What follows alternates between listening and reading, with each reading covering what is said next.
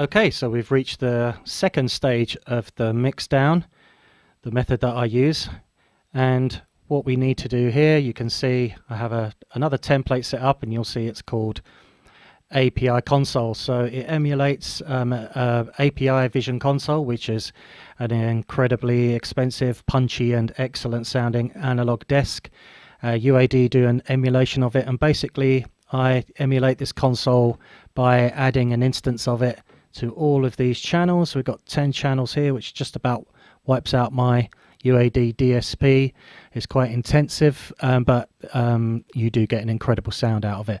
So what I need to do is drag it across the Studer process tracks that I had. First of all, I have a kick specially set up for kick sound here, so that has to be a kick, and I also have one for the bass, so that sort of bassy sequency sound goes next, and then I'll add the sub kick, and then we can just all those, by the way, are going to a bus called kick and bass bus. You can see those routed there, so to hear those we would have to activate that. The next come the drum sounds, so we can start moving the hats, the shaker, and then we get the claps, and then the ride, and then finally we have the synth sounds here. We activate that, we get the drum sounds, synth sounds. So we start off with our drone, and then we can put our stab sound and finish off with our outro sine beats. I like to logically kind of lay it out as they come in with the arrangement there at the, they progressively get to the bottom. So the last element will be the final synth element that comes in. And once again, I have to activate that in record mode to be able to hear those. Now, all the levels will be all over the place, and they still might be at the end of this session because, as I said before, I just can't handle headphones. But because of the way this is set up with the mic and everything, feedback and so forth, I'm using headphones to do this. But it doesn't really affect the methodology I'm going to show. It's just the end levels. If I then take the headphones off and listen to the, properly on monitors, I'll probably adjust the levels. But the actual process is going to be exactly the same, so it's not a problem. So yeah, what I do is take each of these in isolation. First of all, I would never try and level match in isolation. That'd be completely ridiculous. You need to have everything in context, everything playing. Some sounds might mask others while you go along that you wouldn't necessarily be able to tell while you've got a track in isolation. So what am I doing in isolation?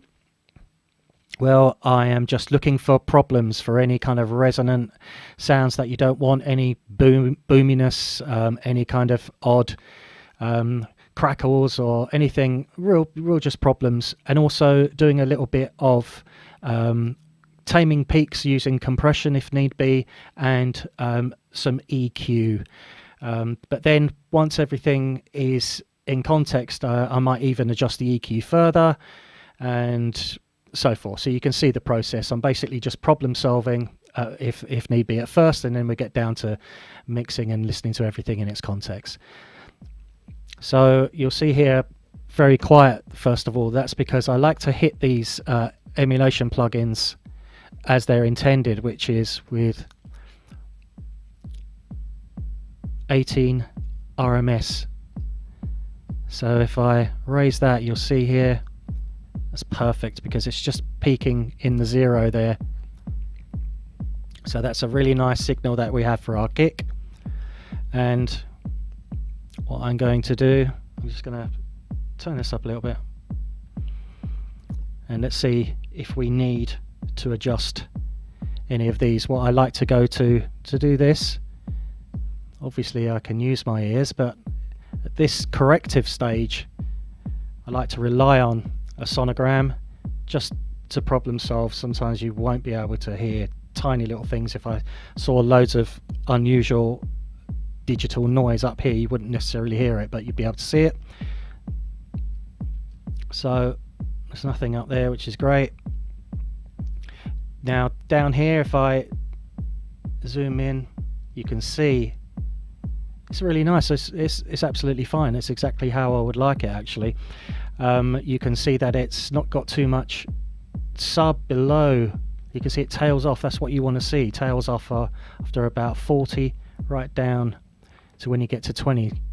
There is a high pass filter here, so seeing as we've got another sub to come in, I'm going to anticipate we might need room for that. So I think around there, it would be sensible to do that now.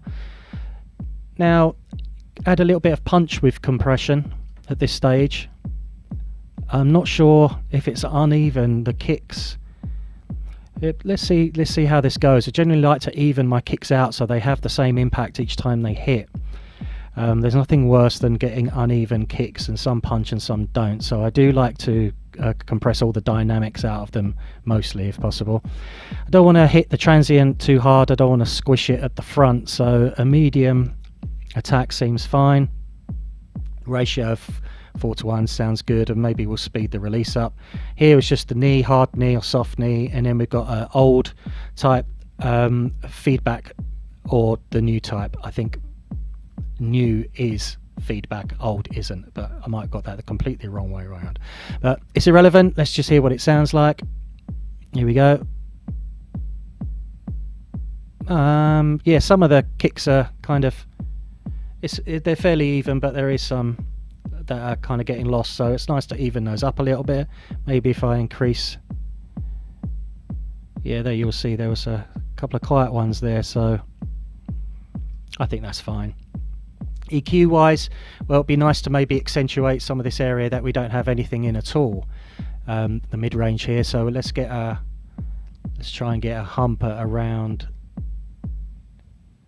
I would say around 10 here. Let's try and see what that sounds like.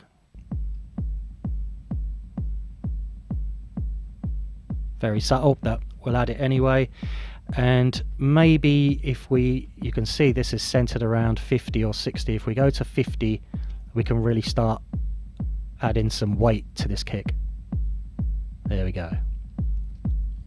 I think you could probably go even further, but at this stage, let's just be quite subtle. We can change that when everything is in context. But yeah, that sounds good for now. I don't think there's any other processing. It all sounds pretty even.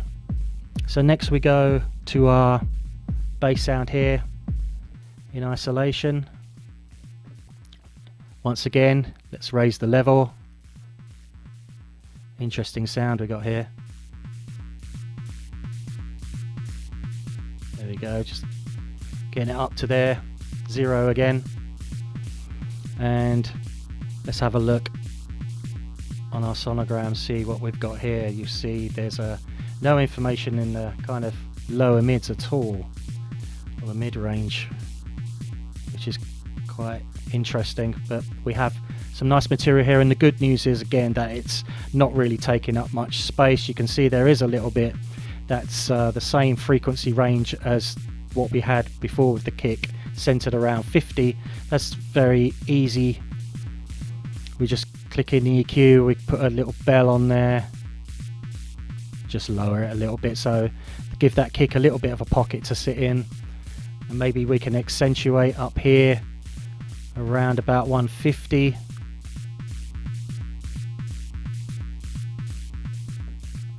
We can whack the high pass filter up because we don't need any of it around here. That softens it even more, you see. So that's given that kick a lot of nice room. This is basically what low end is all about. It's sculpting space for the different frequency levels to sit in with each other. There is a useful plugin that enables you to see, there it is actually, scope, enables you to see more than 2 frequencies from different channels at the same time, so you can easily sort of scope out room. But I can just as easily do it here. You can see if I get the kick up here, match them up, if I get them so that they're seeing exactly the same. Yeah, there you go. You see this is mostly in this area here, and the bass information on the one above is mostly here, and I think all the rest of it is absolutely fine. What I'd like to do is see what it sounds like if we boost this area up the top here. Maybe put a nice shelf from about 5, See, it opens that up nicely. We'll just go gentle for now. I might do more extreme if that top end gets lost in the mix when everything is in context. Then we can also, you know, always come back to that and raise that. Compression wise, I don't see what benefit. It's just going to make this sound a bit more overwhelming, and I don't really want to do that. It's quite a nice kind of subliminal sound for now. So we move on. This is the sub, and again we want to try and get this to work in conjunction with what we have already by making space for it in the mix. So there we go. This level is already up.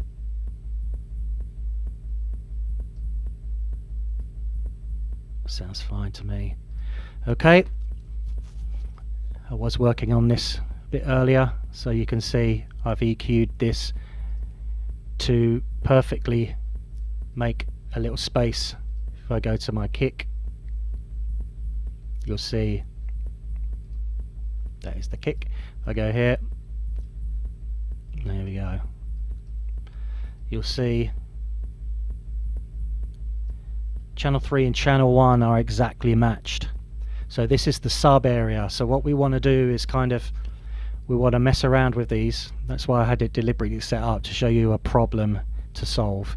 And what I think would be best here is to maybe boost the main part of the kick a bit more and lessen that part of the kick there, and maybe accentuate the sub on this part. So if we go back to our kick, we open up our EQ and we increase that. There you go. And then if we go back to the EQ for the sub, we get that frequency there, 50. We choose a bell because we don't want to shelf, because we don't want to lose the sub.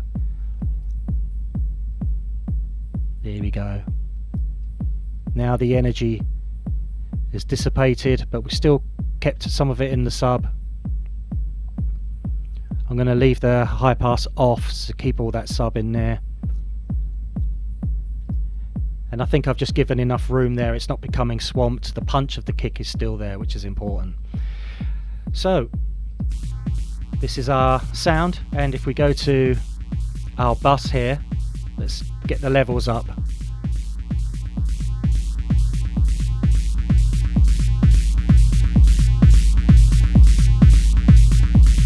That sounds great.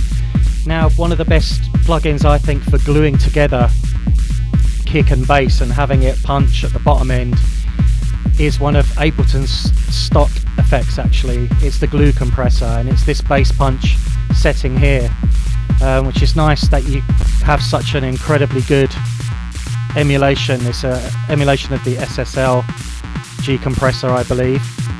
You can hear it's pretty much exactly the kind of sound that I'm after. You could make parallel compression there, but no, we want it the full wet, and we don't need so much gain makeup because it's only really tickling the meter there. It's nice, sort of slowish attack, so we're getting most of the punch in. I think that's perfect. If you like this course, why not head over to sonicacademy.com, where we have hundreds of complete track builds in every genre imaginable, including all the project files and samples. You'll also find tutorials on plugins and synths, mixing and mastering, over 250 tech tips, artist interviews, along with our award-winning plugins, samples and preset packs.